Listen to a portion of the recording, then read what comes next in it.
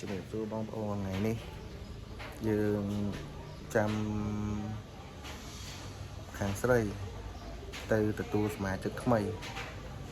រងចាំយូរហើយឡើងមួយខែហើយថ្ងៃនេះបានមកដល់ហើយតោះចាំអ៊ុតមើលអស់គ្នាតិចទៀតខ្ញុំថតបង្ហាញជូនសមាជិកយើងថ្ងៃនេះជាក់ជុំដល់ហើយភ្លៀងតាំងព្រឹកភ្លៀងមកតាំងព្រឹកមកឥឡូវមកពេលប៉ក់មកទៀតហើយជីផាសអេបតែទទួលសមាជិកថ្មីចាំអ៊ុតមើលសមាជិកថ្មីគេទីបំផុតយើងបានហើយយើងបានមកដល់ហើយសមាជិកថ្មីយើងអត់តបានលៀងលំអាតហ៎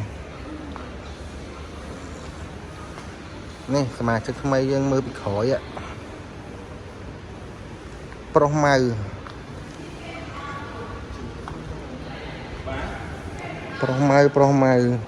នេះសម្រស់ទេនេះ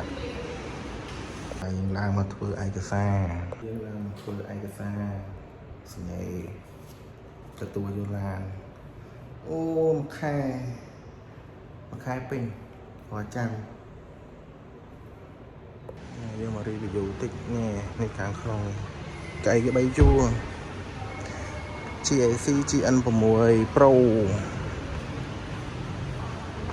នេះខាងក្នុងទលាយស្អាតហើយ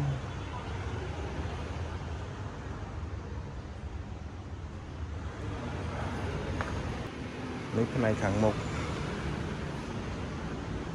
សម្រាប់គ្រួសារនឹងជិះបានគ្នាច្រើនបើកៅអី